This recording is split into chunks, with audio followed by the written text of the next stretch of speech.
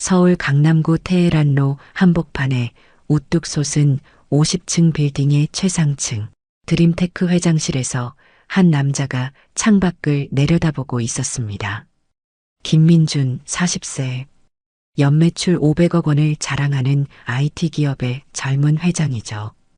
그의 책상 위에는 올해의 기업인상 트로피가 당당히 자리하고 있었고 벽면에는 각종 언론사에서 찍은 사진들이 걸려 있었습니다. 정장을 완벽하게 차려입은 민준의 모습에서는 성공한 기업가의 품격이 느껴졌습니다. 하지만 그런 화려함 속에서도 그의 눈빛 어딘가에는 깊은 그늘이 드리워져 있었어요. 이때 똑똑 문을 두드리는 소리가 들렸습니다. 회장님, 들어가도 될까요? 비서 김 과장이 조심스럽게 문을 열고 들어왔어요. 네, 들어오세요. 민준이 의자를 돌리며 대답했습니다. 김 과장은 40대 중반의 믿음직한 비서였어요. 이 회사에서 5년째 민준을 보좌하고 있었죠. 회장님, 어머님께서 전화 주셨어요. 오늘 저녁 식사 약속 잊지 마시라고 하시더군요. 김 과장이 스케줄표를 확인하며 말했습니다. 아, 맞다. 깜빡할 뻔했네요. 어머니께 제가 꼭 모시겠다고 전해드리세요. 민준의 얼굴에 따뜻한 미소가 번졌어요. 어머니 이야기만 나와도 그의 표정이 달라지는 걸 김 과장도 잘 알고 있었습니다. 그런데 회장님, 아까부터 핸드폰에 미지의 번호로 전화가 계속 오고 있던데요. 받지 않으셔도 될까요? 김 과장이 조심스럽게 물었습니다. 민주는 책상 위 핸드폰을 보았어요. 정말로 모르는 번호의 부재중 전화가 여러 개 표시되어 있었습니다. 괜찮습니다. 중요한 일이면 문자라도 보내겠죠. 민준이 무덤덤하게 대답했지만 사실 마음 한편으로는 불안함이 스쳐 지나갔어요. 그런데 그 순간 핸드폰이 다시 울렸습니다. 똑같은 번호였어요. 받아보시죠. 김 과장이 제안했지만 민주는 고개를 저었습니다. 나중에 확인해 보겠습니다. 지금은 2시 미팅 준비부터 해야죠. 민준이 서류를 정리하기 시작했어요. 김 과장은 더 이상 묻지 않았습니다. 민준 회장의 성격을 잘 알고 있었거든요. 결정한 일은 반드시 해내지만 자신의 개인사에 대해서는 함부로 이야기하지 않는 사람이었죠. 알겠습니다. 그럼 미팅 자료는 제가 미리 준비해 놓겠습니다.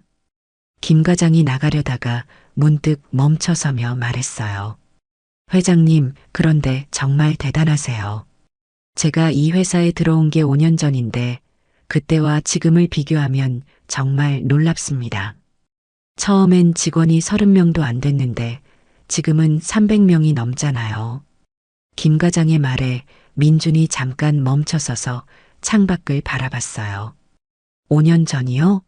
그때는 정말 힘든 시기였죠. 지금 생각해보니 그때가 더 간절했던 것 같아요. 민준의 목소리에 어떤 그리움 같은 게 묻어 있었습니다. 그 간절함이 지금의 성공을 만들어낸 거겠죠. 김 과장이 존경스러운 눈빛으로 말했어요. 하지만 민준은 대답하지 않았습니다. 그 대신 다시 휴대폰을 보았어요. 또 부재중 전화가 하나 더 늘어 있었습니다. 이번에는 문자도 와 있었어요. 민준 씨, 저 지은이에요. 꼭 전화 받아주세요. 중요한 이야기가 있어요. 민준의 손이 잠깐 떨렸습니다. 지은이라는 이름을 본 순간 10년 전의 기억들이 물밀듯이 밀려왔어요. 회장님, 괜찮으세요? 얼굴이 갑자기 하얘지셨는데 김 과장이 걱정스럽게 물었습니다. 아, 괜찮습니다. 그냥 갑자기 어지러워서요. 물 좀 가져다 주시겠어요? 민준이 억지로 웃으며 말했어요. 김 과장이 급히 물을 가져왔습니다.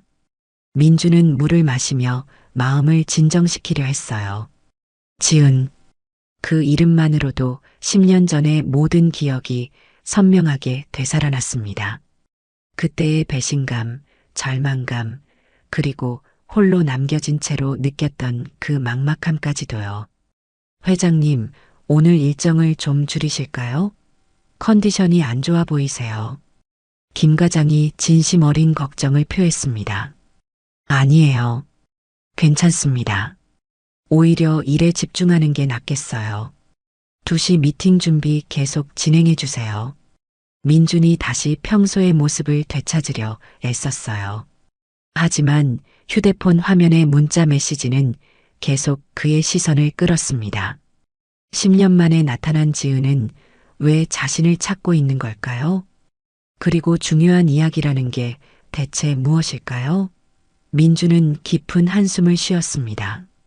오늘 하루가 어떻게 흘러갈지 예상할 수 없었어요. 다만 한 가지 확실한 건 10년 전의 상처가 아직도 완전히 아물지 않았다는 것이었습니다. 김 과장이 나간 후 민주는 홀로 회장실에 앉아 있었어요. 거대한 유리창 너머로 보이는 서울의 풍경이 아름다웠지만 그의 마음은 복잡했습니다. 성공했다고 생각했는데 과거의 그림자는 여전히 따라다니고 있었거든요. 2014년 11월 서울의 한 대학병원 응급실에서 30세의 남자가 의식을 잃은 채 실려왔습니다. 대형 교통사고였어요. 트럭과 정면 충돌한 승용차에서 간신히 구조된 김민준이었죠. 의사 선생님, 환자 상태가 어떻습니까? 응급실 밖에서 한 여자가 울먹이며 물었어요. 김순자, 민준의 어머니였습니다. 59세의 순자 씨는 식당에서 설거지 일을 하며 생계를 꾸려가고 있었어요. 다행히 생명에는 지장이 없습니다. 하지만 다리 골절이 심해서 최소 6개월은 입원해야 할 것 같아요. 수술비는 대략 3천만 원 정도 예상됩니다. 의사의 설명에 순자 씨는 눈앞이 캄캄해졌어요. 3천만 원이라는 돈이 어디 있겠어요? 어머니, 걱정하지 마세요. 제가 마련해 볼게요. 이때 젊은 여자가 순자 씨의 손을 잡았어요. 박지은, 29세. 민준의 아내였습니다. 결혼한 지 이제 겨우 1년 된 새댁이었죠. 지은아, 고맙다. 정말 고마워. 순자 씨가 며느리의 손을 꼭 잡았어요. 그리고 지은의 옆에 서 있던 남자가 말했습니다. 어머님, 저도 도와드릴게요. 민준이는 제 절친이잖아요. 최준호, 30세. 민준의 대학 동창이자 가장 가까운 친구였어요. 준호야, 너마저 정말 고맙다는 말밖에 할 수 없구나. 순자 씨의 눈에 눈물이 고였습니다. 수술은 성공적으로 끝났지만 회복 과정은 쉽지 않았어요. 민주는 다리에 철심을 받고 깁스를 한 채로 병실에 누워 있어야 했습니다. 여보, 괜찮아? 물 좀 줄까? 지은이 민준의 곁에서 정성스럽게 간병을 했어요. 처음 한 달은 정말 그랬습니다. 매일 병원에 와서 민준을 돌봤죠. 민준아, 빨리 나아야 해. 우리 같이 사업하기로 했잖아. 준호도 자주 병문안을 왔어요. 하지만 시간이 지나면서 분위기가 달라지기 시작했습니다. 2개월이 지나자 지은의 병문안 횟수가 줄어들었어요. 어머니, 오늘은 지은이가 안 왔네요. 민준이 순자 씨에게 물었습니다. 아, 지은이가 취업 준비한다고 바쁘다더라. 이해해줘라. 순자 씨가 대답했지만 표정이 어두웠어요. 사실 며칠 전 지은의 어머니로부터 전화를 받았거든요. 순자 씨, 우리 지은이가 언제까지 이렇게 고생해야 하나요? 사위가 언제 일어날지도 모르는데 우리 딸만 고생하고 있어요. 지은의 어머니는 불만을 토로했습니다. 그 말에 순자 씨는 할 말을 잃었어요. 며느리가 남편을 돌보는 게 당연한 거 아닌가 싶었지만 현실적으로 병원비 문제도 있었고 지은이 일을 해야 생활비라도 벌 수 있는 상황이었거든요. 3개월째 되던 날 민주는 혼자 병실에 있었어요. 지은은 이틀째 얼굴을 보이지 않았고 준호도 일주일째 연락이 없었습니다. 아들아, 엄마가 도시락 해왔다. 순자 씨가 무거운 도시락 가방을 들고 왔어요.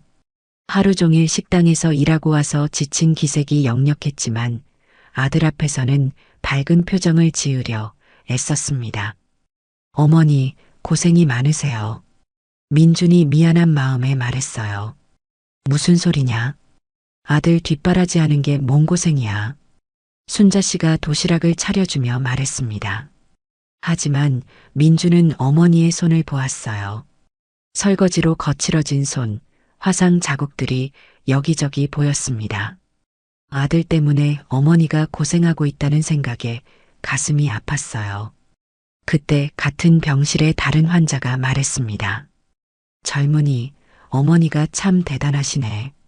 매일 오시는 걸 보니 정말 효자를 두셨어. 박할아버지였어요. 73세의 연세에도 불구하고 정정한 분이었죠. 민준이 입원한 첫날부터 같은 병실을 쓰고 있었습니다. 할아버지, 저희 어머니가 고생이 많으시죠. 민준이 쓸쓸하게 웃으며 대답했어요. 그런데 요즘 아내분은 잘 안 보이네? 박할아버지가 조심스럽게 물었습니다. 민준의 표정이 어두워졌어요. 취업 준비 때문에 바쁘다고 하네요. 민준이 억지로 웃으며 대답했지만 박할아버지는 그 억지스러운 웃음을 놓치지 않았습니다. 젊은이야, 사람은 어려울 때 진짜 모습이 나오는 법이지. 지금은 아파도 이게 내 인생의 전환점이 될 거야. 박할아버지의 말에 민주는 깊이 생각해 봤어요. 정말 어려울 때 진짜 모습이 나오는 건가요?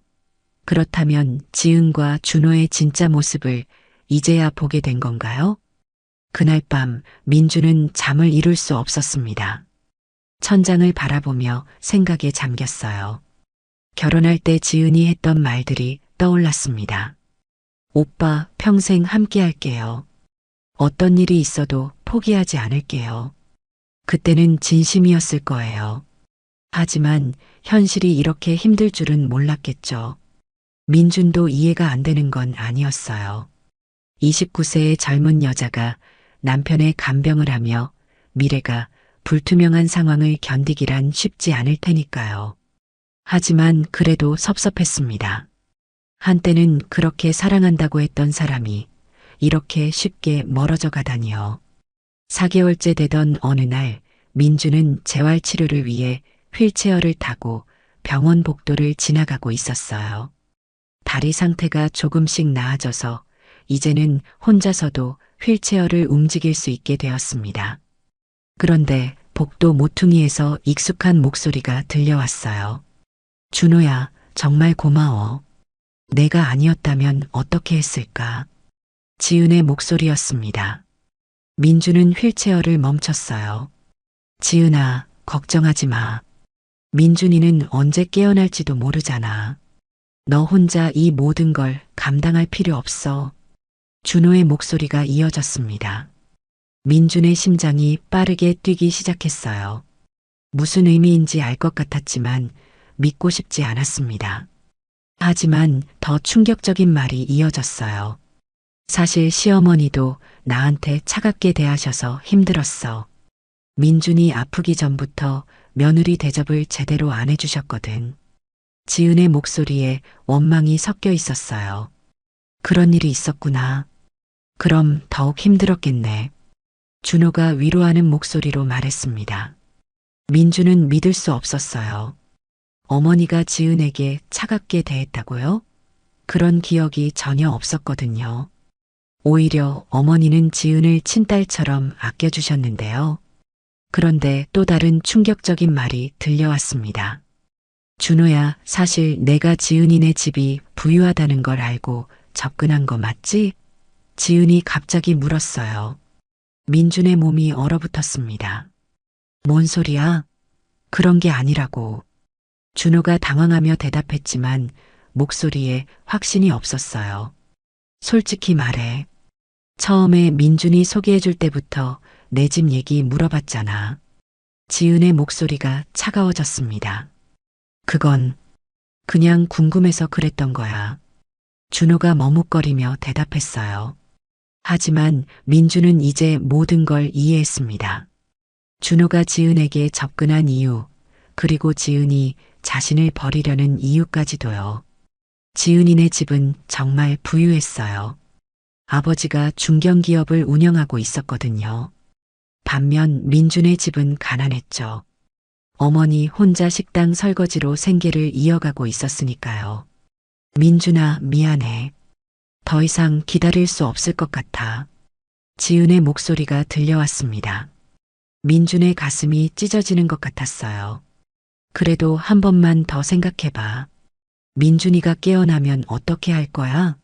준호가 말했지만 진심 어린 걱정보다는 형식적인 말처럼 들렸어요. 이미 결정했어. 민준이한테는 내가 직접 이야기할게. 지은이 결연한 목소리로 말했습니다. 민준은 더 이상 들을 수 없었어요. 휠체어를 돌려서 자신의 병실로 향했습니다. 하지만 복도에서 더 충격적인 장면을 목격했어요. 지은과 준호가 손을 잡고 걸어가는 뒷모습이었습니다. 그 순간 민준의 세상이 무너지는 것 같았어요. 사랑하는 아내와 가장 믿었던 친구의 배신. 그보다 더 아픈 건 없을 것 같았습니다. 병실로 돌아온 민준은 아무 말도 할 수 없었어요. 박할아버지가 걱정스럽게 물었습니다.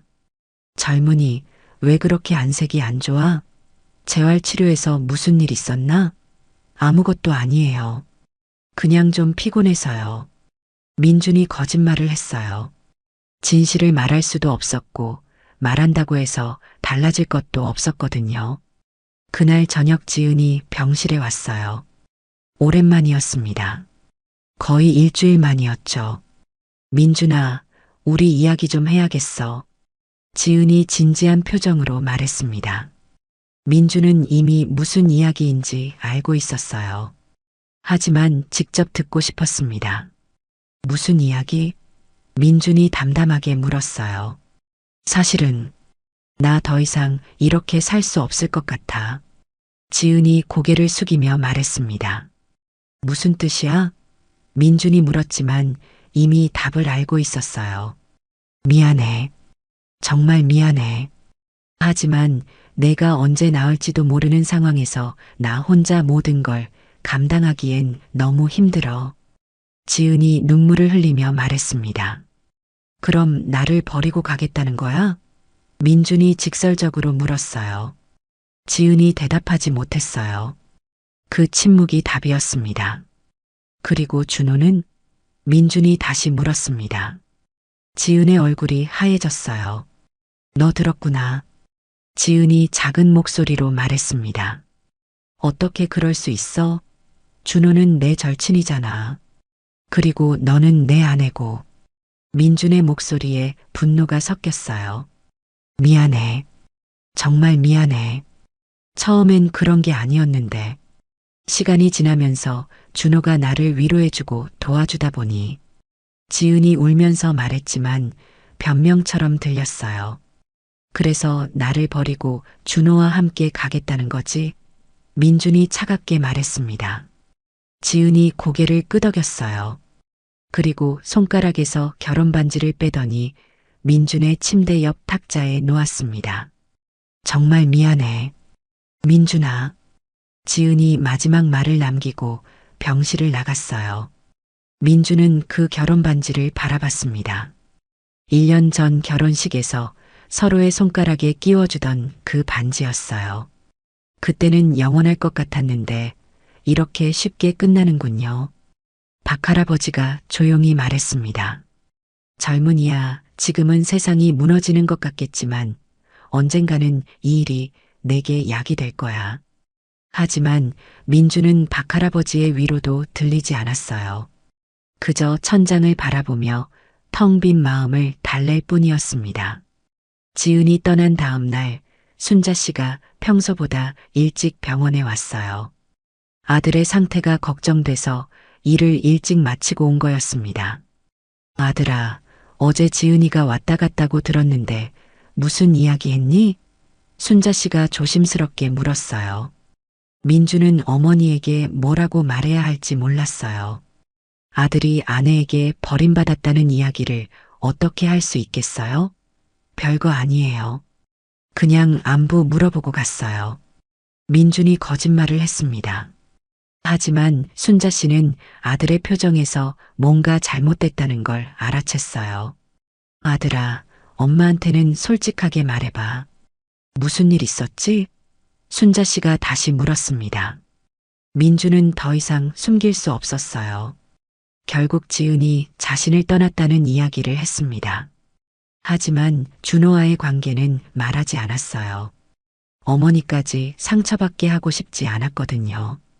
그 애가 어떻게 그럴 수가 있니? 순자 씨의 목소리가 떨렸어요. 분노보다는 슬픔이 더 컸습니다. 며느리라고 생각했던 지은이가 아들을 버리고 갔다는 사실이 믿어지지 않았어요. 어머니, 지은이를 원망하지 마세요. 지은이도 힘들었을 거예요. 민준이 오히려 어머니를 위로했습니다. 아들아, 넌 왜 그렇게 착하기만 하니? 분명히 화가 날 텐데. 순자 씨가 아들의 손을 잡으며 말했어요. 화난다고 해서 달라질 건 없잖아요. 이제 저 혼자 일어서야죠. 민준의 말에 순자 씨의 눈에 눈물이 고였습니다. 아들아, 엄마가 있잖니. 엄마가 널 끝까지 지켜줄게. 순자 씨가 아들을 꼭 안았어요. 민준도 어머니의 품에서 눈물을 흘렸습니다. 그동안 참았던 모든 감정이 터져 나왔어요. 어머니, 저 정말 열심히 살아볼게요. 지은이를 원망하지 않고 더 나은 사람이 되어보겠어요. 민준이 어머니에게 약속했습니다. 그래, 아들아. 엄마가 믿는다. 순자 씨가 아들의 등을 토닥이며 말했어요. 며칠 후 박할아버지가 퇴원을 하게 됐어요. 다리 수술이 성공적으로 끝나서 집에서 요양하면 된다고 했습니다. 젊은이, 나 이제 집에 간다. 박할아버지가 민준에게 말했어요. 할아버지, 그동안 정말 고마웠어요. 할아버지가 계셔서 많은 위로가 됐어요. 민준이 진심으로 고마워했습니다. 아직도 할 이야기가 많은데 아쉽네. 박할아버지가 웃으며 말했어요. 그런데 젊은이에게 줄 게 있어. 박할아버지가 작은 수첩을 꺼냈습니다. 이게 뭐예요? 민준이 궁금해했어요. 내가 젊었을 때 사업 아이디어들을 적어 놓은 수첩이야. 지금 시대에는 맞지 않겠지만 응용하면 뭔가 도움이 될 수도 있을 거야. 박할아버지가 수첩을 민준에게 건네줬어요.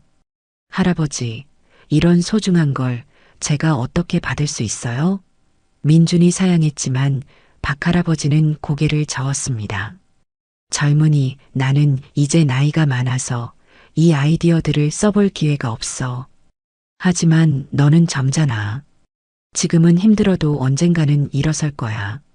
그때 이게 도움이 될 거라고 믿어. 박할아버지의 말에 민주는 깊이 감동했어요. 할아버지, 정말 감사합니다. 꼭 좋은 일에 사용하겠어요. 민준이 수첩을 소중히 받았습니다. 그리고 젊은이, 마지막으로 한 가지만 더 말해주고 싶어. 박할아버지가 진지한 표정을 지었어요. 사람은 어려울 때 진짜 모습이 나온다고 했지? 너를 떠난 사람들의 진짜 모습을 봤으니 이제는 너의 진짜 모습을 보여줄 때야. 박할아버지의 말이 민준의 가슴에 깊이 새겨졌어요. 네, 할아버지. 꼭 기억하겠습니다. 민준이 약속했습니다. 박할아버지가 떠난 후 민준은 홀로 병실에 남았어요. 하지만 이상하게 외롭지 않았습니다. 오히려 새로운 결심이 생겼어요. 박할아버지가 준 수첩을 펼쳐봤습니다. 정말 다양한 사업 아이디어들이 적혀 있었어요. 대부분 지금 시대에는 맞지 않는 내용들이었지만 그 안에서 뭔가 영감을 얻을 수 있을 것 같았습니다. 그날 밤 순자 씨가 왔어요. 평소보다 표정이 밝아 보였습니다. 아들아, 좋은 소식이 있어. 순자 씨가 기뻐하며 말했어요. 무슨 소식이에요? 민준이 궁금해했습니다. 의사 선생님이 그러는데 내 회복 속도가 예상보다 빨라서 한 달 후면 퇴원할 수 있을 것 같다고 하시더라. 순자 씨가 기쁜 소식을 전했어요. 정말요? 민준도 기뻤습니다. 그래, 정말이야. 이제 곧 집에 갈 수 있어. 순자 씨가 아들의 손을 잡으며 말했어요. 어머니, 제가 태어나면 꼭 성공해서 어머니를 편하게 해드릴게요. 민준이 진지하게 말했습니다. 아들아, 그런 말 하지 마. 엄마는 내가 건강하게만 살아주면 그걸로 충분해. 순자 씨가 아들을 걱정하며 말했어요. 하지만 민준의 결심은 확고했습니다. 박할아버지의 수첩과 어머니의 사랑, 그리고 자신을 버린 사람들에 대한 원망이 아닌 더 나은 사람이 되겠다는 의지가 합쳐져서 새로운 목표가 생겼어요. 퇴원 후 민주는 작은 원룸으로 이사를 갔어요. 순자 씨가 아들을 위해 마련해 준 곳이었습니다.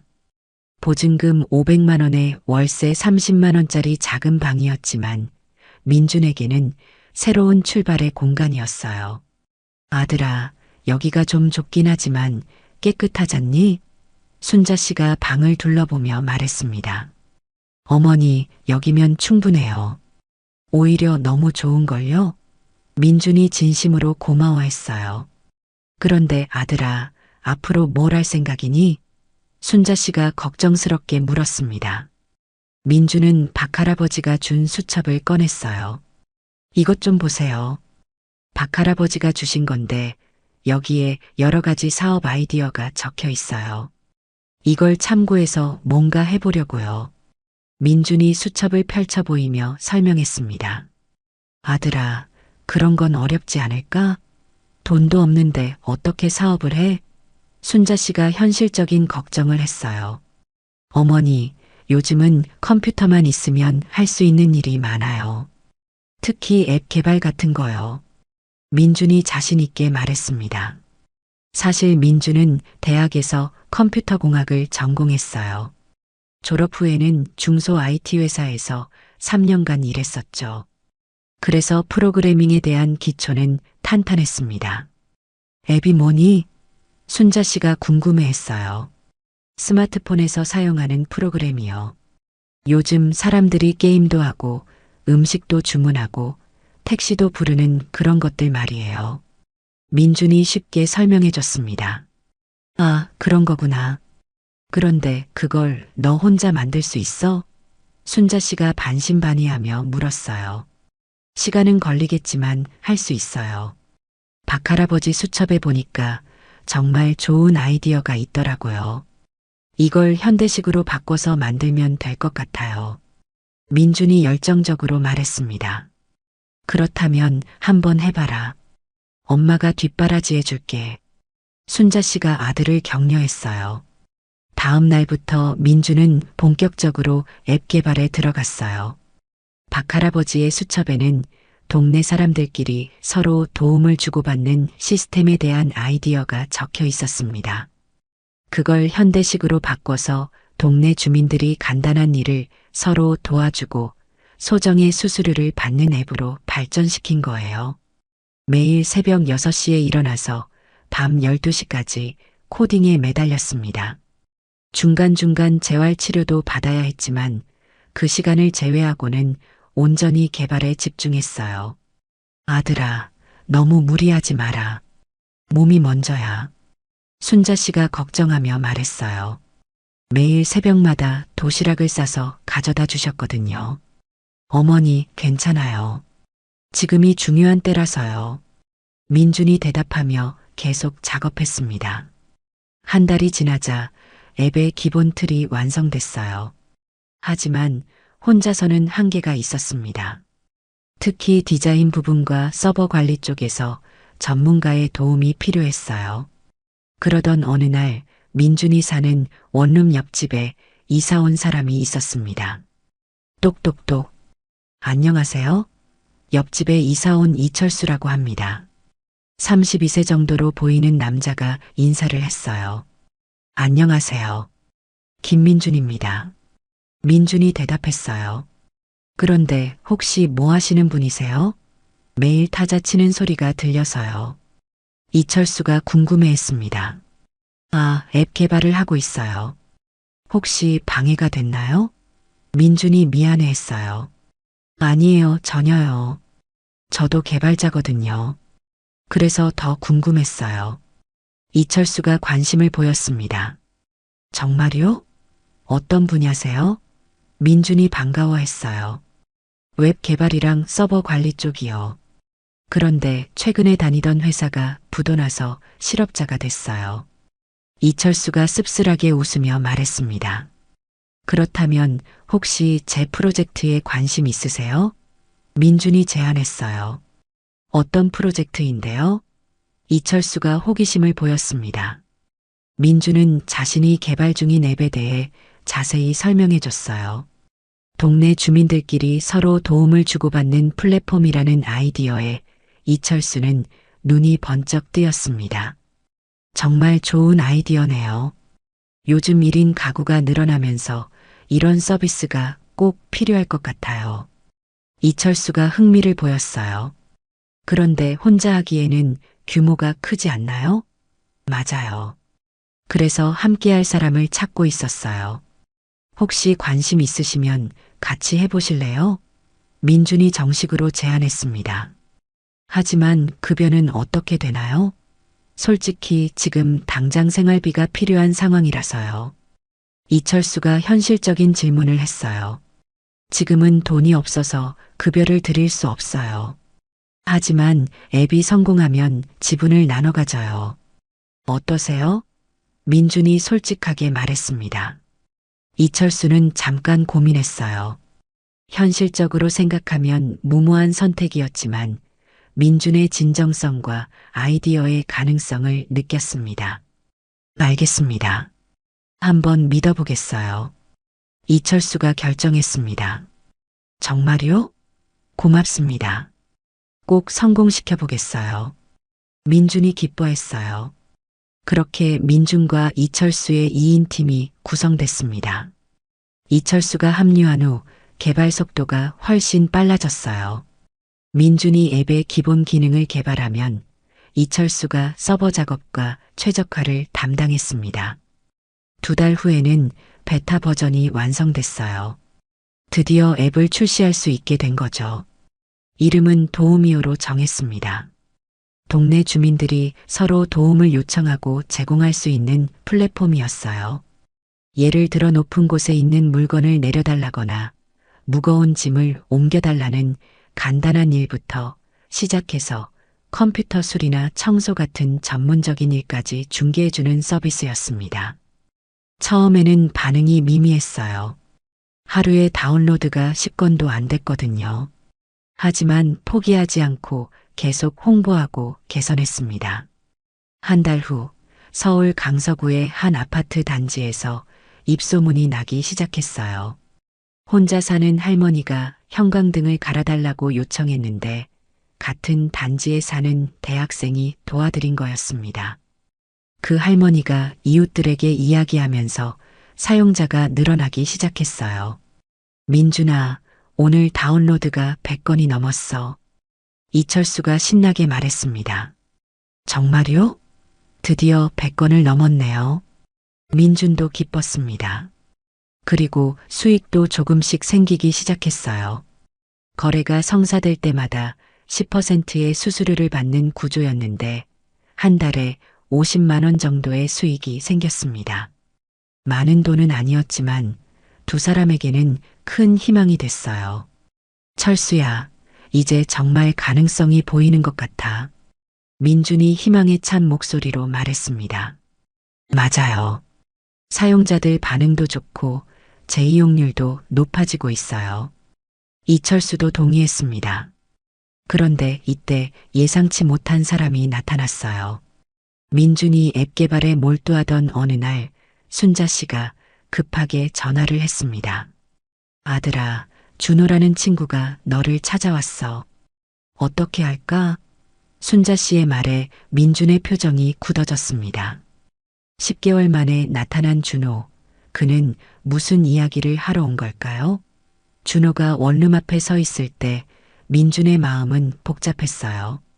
10개월 전 병원에서의 그 배신이 아직도 생생했거든요. 민준아, 오랜만이다. 준호가 어색하게 인사했습니다. 오랜만이네. 무슨 일로 왔어? 민준이 차갑게 대답했어요. 그냥, 너 어떻게 지내나 싶어서 왔어. 준호의 목소리에 확신이 없었습니다. 보다시피 잘 지내고 있어. 그럼 이제 가봐. 민준이 문을 닫으려 했지만 준호가 막았어요. 민준아, 정말 미안해. 그때 일 말이야. 준호가 사과하려 했지만 민준은 관심이 없었어요. 지은이는 잘 지내? 민준이 직설적으로 물었습니다. 준호의 얼굴이 어두워졌어요. 사실, 우리 헤어졌어. 지은이 집안에서 반대했거든. 준호가 힘없이 말했습니다. 그래서 나한테 온 거야? 동정받으러? 민준의 목소리가 차가워졌어요. 아니야, 그런 게 아니라. 준호가 말을 못 이었습니다. 준호야, 이제 그만 가봐. 우리 사이에 할 말은 없을 것 같은데? 민준이 단호하게 말했어요. 준호는 더 이상 말하지 못하고 돌아갔습니다. 민준은 그 일 이후로 더욱 앱 개발에 몰두했어요. 배신당한 감정을 성공에 대한 의지로 바꾼 거죠. 1년이 지나자 도우미오 앱은 서울 전역으로 확산됐습니다. 사용자가 10,000명을 넘어섰고 월 수익도 500만 원까지 늘어났어요. 이제는 좀 더 큰 사무실이 필요할 것 같아. 민준이 이철수에게 말했습니다. 맞아요. 그리고 직원도 더 뽑아야겠어요. 디자이너랑 마케팅 담당자가 필요해요. 이철수가 동의했어요. 그렇게 작은 사무실을 얻고 직원 2명을 더 채용했습니다. 김지영 디자이너와 박성민 마케팅 담당자였어요. 둘 다 20대 후반의 패기 있는 젊은이들이었습니다. 사장님, 정말 좋은 아이디어인 것 같아요. 요즘 1인 가구가 늘어나면서 이런 서비스가 꼭 필요했거든요. 김지영이 입사 첫날 말했습니다. 고마워요. 다 같이 열심히 해서 더 큰 회사로 만들어봐요. 민준이 직원들에게 비전을 제시했어요. 2년째가 되자 더 큰 변화가 있었습니다. 대기업에서 제휴 제안이 들어온 거예요. 한국통신이라는 대형 통신회사에서 연락이 왔습니다. 안녕하세요. 한국통신사업개발팀 정부장입니다. 도우미오 앱에 대해 이야기하고 싶어서 연락드렸어요. 전화를 받은 민주는 깜짝 놀랐어요. 한국통신이라면 업계 1위 회사였거든요. 어떤 이야기인지 궁금하네요. 민준이 대답했습니다. 직접 만나서 얘기하면 안 될까요? 내일 시간 되시면 저희 회사로 오세요. 정 부장이 제안했어요. 다음 날 민준은 한국통신 본사에 갔어요. 53층짜리 빌딩의 30층에 있는 회의실이었습니다. 와, 정말 크네요. 민준이 감탄했어요. 김 대표님 앉으세요. 도우미오 앱 정말 잘 만드셨네요. 정 부장이 칭찬했습니다. 감사합니다. 그런데 어떤 제안인지요? 민준이 궁금해했어요. 저희가 도우미오를 인수하고 싶어요. 조건은 50억 원입니다. 어떠세요? 정 부장이 폭탄 선언을 했어요. 민준은 잠깐 말을 잃었습니다. 50억 원이라니 상상도 못한 금액이었거든요. 하지만 조금 생각해 볼 시간을 주세요. 민준이 신중하게 대답했어요. 물론이죠. 일주일 정도 시간을 드리겠어요. 정 부장이 이해해 줬습니다. 회사로 돌아온 민준은 직원들과 회의를 했어요. 50억 원이면 정말 큰 돈인데 어떻게 생각해? 민준이 의견을 물었습니다. 솔직히 말씀드리면 매력적인 제안이에요. 하지만 저는 우리가 더 키울 수 있을 것 같아요. 이철수가 말했습니다. 저도 동의해요. 지금 성장세를 보면 5년 후에는 훨씬 더 큰 회사가 될 것 같아요. 김지영도 같은 의견이었어요. 민주는 일주일 동안 고민했어요. 50억 원이면 어머니를 편하게 모실 수 있고 자신도 평생 걱정 없이 살 수 있었습니다. 하지만 뭔가 아쉬웠어요. 이제 겨우 시작인데 포기하기에는 너무 이른 것 같았거든요. 결국 민주는 인수 제안을 거절했습니다. 정 부장님 제안해 주셔서 감사하지만 거절하겠어요. 저희가 직접 더 키워보고 싶어요. 민준이 전화로 말했어요. 아쉽긴 하지만 이해합니다. 언제든 마음 바뀌면 연락 주세요. 정 부장이 아쉬워했지만 이해해 줬어요. 그 선택은 옳았습니다. 3년째가 되자 도우미오는 전국 서비스로 확대됐고 사용자가 100만 명을 넘어섰어요. 직원도 30명까지 늘어났죠. 이제는 제법 큰 회사가 된 거예요. 사장님, 이번 달 매출이 5억을 넘었어요. 박성민이 기쁜 소식을 전했습니다. 정말요? 드디어 월 5억을 넘었네요. 민준도 기뻤어요. 그런데 이때 예상치 못한 소식을 들었습니다. 순자 씨가 저녁을 먹으며 말했어요. 아들아, 오늘 시장에서 우연히 지은이 어머니를 만났어. 정말요? 뭐라고 하시던가요? 민준이 궁금해했어요. 지은이가 이혼했다고 하더라. 준호와 결혼했는데 얼마 안 가서 헤어졌다는 거야. 순자 씨가 전해줬어요. 그렇구나. 민주는 담담하게 받아들였습니다. 그런데 지금은 혼자서 아이를 키우고 있다고 하더라. 참 힘들겠어. 순자 씨가 안타까워했어요. 아이요? 민준이 놀랐어요. 응, 딸이 하나 있다고 하더라. 순자 씨의 말에 민주는 복잡한 기분이 들었어요. 지은이 홀로 아이를 키우고 있다니 쉽지 않을 것 같았습니다.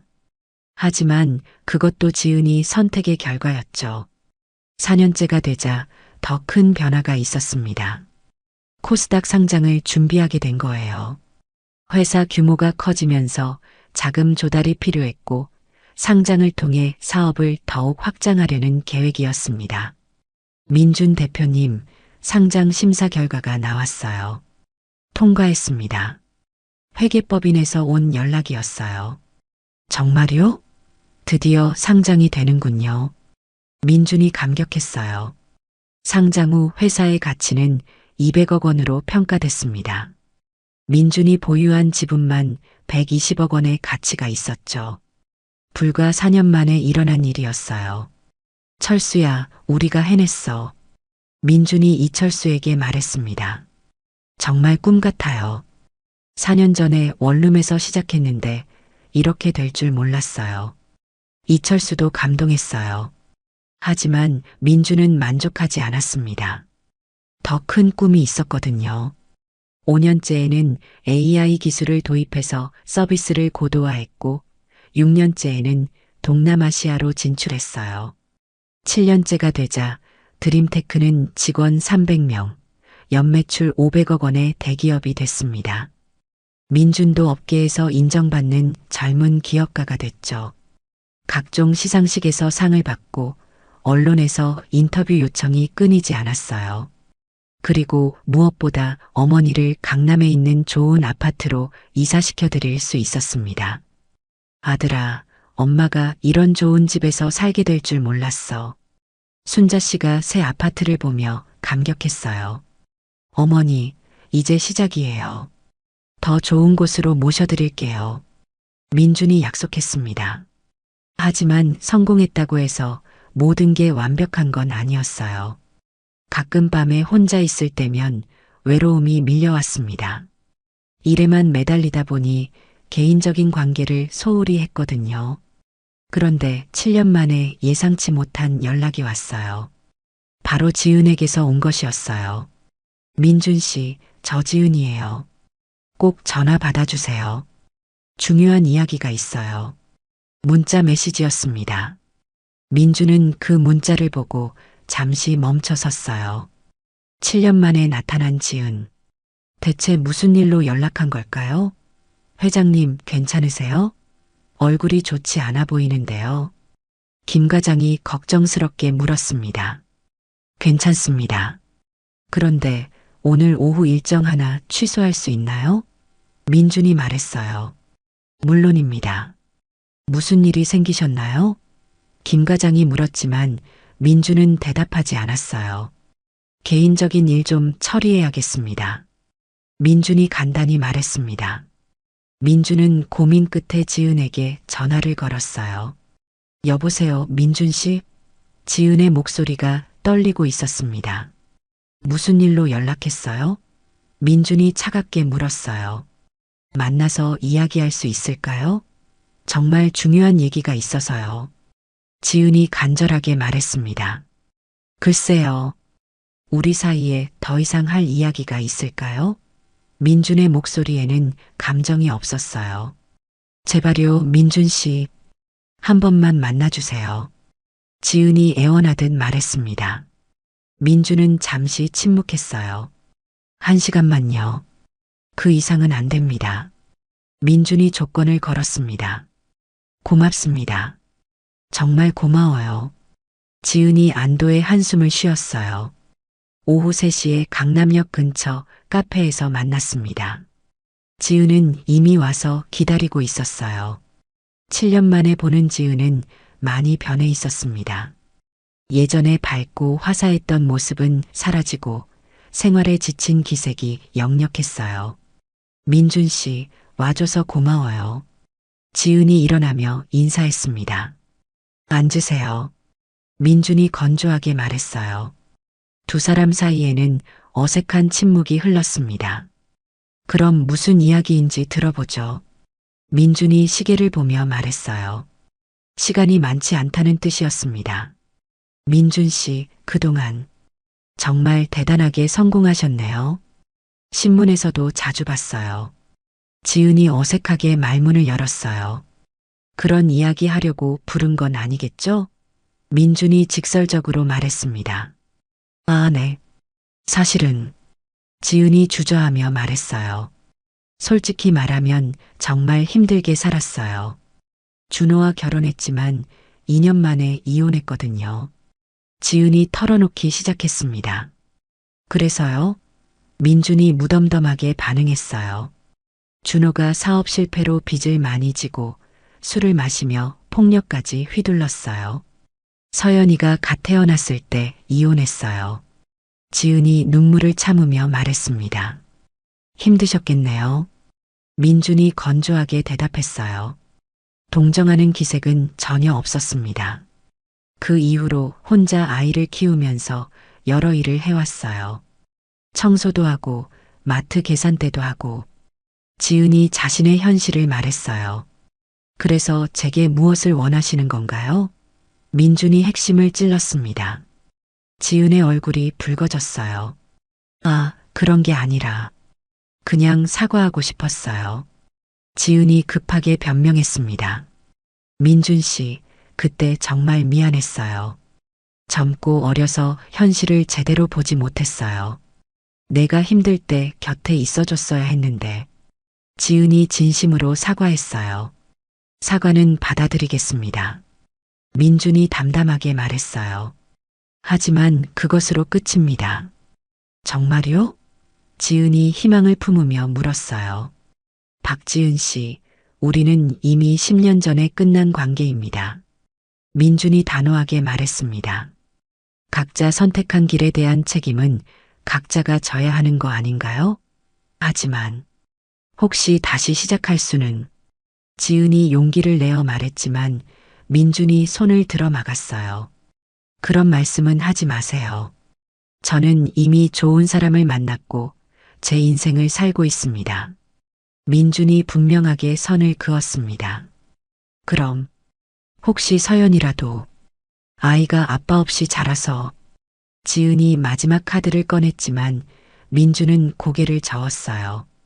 그 아이는 당신의 선택으로 태어난 아이입니다. 당신이 책임져야죠. 민준이 냉정하게 말했습니다. 민준 씨, 지은이 눈물을 흘렸지만 민준은 움직이지 않았어요. 시간이 다 됐네요. 민준이 일어서며 말했습니다. 앞으로는 연락하지 마세요. 서로를 위해서 말입니다. 민준이 마지막 말을 남기고 카페를 나섰어요. 지은은 혼자 남아 눈물을 흘렸습니다. 민주는 카페 밖으로 나와 깊게 숨을 쉬었어요. 가슴 한편이 아팠지만 이제 정말로 끝이었습니다. 과거는 과거일 뿐이었어요. 차에 타면서 민주는 수진에게 전화를 걸었습니다. 수진아, 나야. 오늘 저녁에 시간 있어? 오빠 무슨 일 있었어요? 목소리가 이상해요. 수진이 걱정스럽게 물었어요. 아무것도 아니야. 그냥 내가 보고 싶어서. 민준이 진심으로 말했습니다. 그래요? 그럼 제가 맛있는 거 해드릴게요. 수진이 따뜻하게 대답했어요. 고마워. 민준이 미소를 지었습니다. 과거의 그림자를 떨쳐내고 이제 정말로 앞을 보고 살아갈 때였어요. 그날 밤 민주는 순자 씨에게도 그날 있었던 일을 말했어요. 어머니, 오늘 지은이를 만났어요. 정말? 뭐라고 하더냐? 순자 씨가 궁금해했어요. 사과한다고 하더라고요. 하지만 저는 더 이상 과거에 얽매이고 싶지 않다고 했어요. 민준이 말했습니다. 잘했어, 아들아. 이제 그런 사람들 생각하지 말고 내 앞길만 보고 가거라. 순자 씨가 아들을 격려했어요. 네, 어머니. 이제 정말로 새로 시작하겠어요. 민준이 다짐했습니다. 며칠 후 준호에게서도 연락이 왔어요. 하지만 민준은 받지 않았습니다. 과거의 사람들과는 더 이상 엮이고 싶지 않았거든요. 대신 수진과의 미래를 준비하기 시작했어요. 지은과의 만남 이후 민준은 오히려 더 홀가분해졌어요. 과거에 대한 미련이 완전히 사라진 기분이었습니다. 그날 저녁 수진과 만난 민준은 진심 어린 고백을 했어요. 수진아, 나와 결혼해 줄래? 민준이 갑작스럽게 프로포즈했습니다. 오빠, 갑자기 왜 그래요? 수진이 놀라며 물었어요. 오늘 과거 정리를 끝냈어. 이제 정말로 너와 미래를 만들어가고 싶어. 민준이 진심으로 말했습니다. 수진의 눈에 눈물이 고였어요. 네, 좋아요. 오빠와 함께라면 어디든 갈 수 있어요. 수진이 행복하게 대답했습니다. 두 사람은 2025년 봄에 결혼식을 올리기로 했어요. 준비하는 과정도 즐거웠습니다. 순자 씨도 수진을 무척 좋아했거든요. 수진이는 정말 좋은 아이구나. 우리 민준이가 복이 많아. 순자 씨가 며느리를 보며 흐뭇해했습니다. 어머니, 제가 오빠를 잘 모실게요. 수진이 정중하게 인사했어요. 한편 지은은 여전히 힘든 생활을 이어가고 있었어요. 민준에게 거절당한 후 더욱 절망스러웠지만 서연이 때문에 포기할 수는 없었습니다. 엄마, 왜 요즘 더 슬퍼 보여요? 서연이가 걱정스럽게 물었어요. 아니야, 괜찮아. 엄마가 더 열심히 일해서 서연이 좋은 곳에서 살게 해줄게. 지은이 아이를 안으며 다짐했습니다. 준호는 여전히 민준에게 연락하려 했지만 모두 차단당했어요. 카페 사업도 실패하고 빚만 늘어가던 준호는 결국 고향으로 내려갔습니다. 민준의 결혼 소식은 언론을 통해 크게 보도됐어요. 젊은 기업가의 결혼이었으니까요. 지은도 그 소식을 신문으로 보게 됐습니다.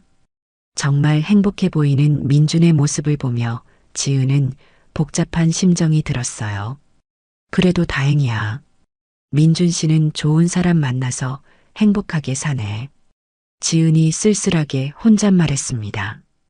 결혼식 날 민준은 정말 행복해 보였어요. 수진도 아름다운 웨딩드레스를 입고 빛나고 있었습니다. 하객들 앞에서 민준이 소감을 말했어요. 오늘 이 자리에 와주신 모든 분들께 감사드립니다. 저는 정말 행복합니다. 과거의 아픔도 있었지만 그 모든 경험이 지금의 저를 만들었다고 생각합니다. 앞으로는 수진이와 함께 더 큰 꿈을 향해 나아가겠습니다. 민준의 말에 모든 사람들이 박수를 쳤어요. 순자 씨는 감격의 눈물을 흘렸습니다. 우리 민준이가 정말 훌륭한 사람이 됐구나. 순자 씨가 자랑스러워했어요. 신혼여행을 다녀온 후 민준과 수지는 본격적인 부부 생활을 시작했어요. 회사 일도 순조로웠고 개인적으로도 행복했습니다. 1년 후 수진이 임신 소식을 알려왔어요. 오빠, 우리 아기가 생겼어요. 수진이 기쁘게 말했습니다. 정말요? 민준이 수진을 안으며 기뻐했어요. 순자 씨도 손자 소식에 정말 기뻤습니다. 아이고, 우리 집의 대가 이어지는구나. 순자 씨가 감격했어요. 민준의 아들은 건강하게 태어났어요. 민호라는 이름을 지어줬습니다. 민준은 아들을 보며 새로운 다짐을 했어요. 민호야, 아빠가 정말 좋은 세상을 만들어줄게. 민준이 아들에게 속삭였습니다. 한편 지은은 여전히 어려운 생활을 하고 있었어요. 서연이도 초등학교에 입학했지만 학용품조차 제대로 사주기 어려운 상황이었습니다. 하지만 지은은 포기하지 않았어요. 엄마가 꼭 성공해서 서연이 좋은 대학 보내줄게. 지은이 아이에게 약속했습니다. 엄마, 괜찮아요. 저는 엄마만 있으면 행복해요. 10살이 된 서연이가 의젓하게 대답했습니다. 어느 날 민주는 우연히 지은과 서연이를 길에서 보게 됐어요. 하지만 그냥 지나쳤습니다. 더 이상 개입할 생각이 없었거든요. 3년 후 민준의 회사는 더욱 성장했고 해외 진출도 본격화됐어요. 민준 자신도 업계의 대표적인 성공 사례로 인정받았습니다. 어느 언론과의 인터뷰에서 민준이 말했어요. 성공의 비결이 뭐라고 생각하세요? 기자가 물었습니다. 과거에 얽매이지 않고 앞만 보고 달려온 것 같습니다. 실패와 배신을 경험했지만 그것에 머물지 않았죠. 민준이 대답했어요. 가족에 대해서도 한 말씀 해주세요. 기자가 또 물었습니다. 제 곁에 있는 사람들이 진짜 소중한 사람들입니다. 어머니, 아내, 아들, 그리고 저를 믿고 따라와 준 직원들. 이들과 함께 더 큰 꿈을 이뤄나가고 싶습니다. 민준이 진심으로 말했습니다. 저녁에 집으로 돌아온 민준은 가족과 함께 행복한 시간을 보냈어요. 아빠, 저도 커서 아빠처럼 훌륭한 사람이 될래요. 4살이 된 민호가 말했습니다. 그래, 민호야. 아빠보다 더 훌륭한 사람이 되렴. 민준이 아들을 안으며 말했어요. 오빠, 정말 행복해요. 수진이 민준에게 기댔습니다. 나도 마찬가지야. 이보다 더 바랄 게 없어. 민준이 아내의 손을 잡았어요. 순자 씨도 손자를 보며 흐뭇해했습니다. 우리 민준이가 진짜 성공한 게 돈을 많이 번 게 아니라 좋은 가정을 꾸린 거구나. 순자 씨가 말했어요. 그날 밤 민준은 창밖을 보며 생각했어요.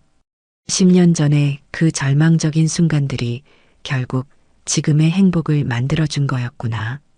과거의 배신과 아픔이 있었기에 진정한 사랑과 성공의 가치를 알게 된 거였어요. 진정한 성공은 과거에 복수하는 것도 모든 사람을 용서해 주는 것도 아니었습니다. 자신의 길을 묵묵히 걸어가며 진짜 소중한 사람들과 함께 행복을 만들어가는 것이었어요.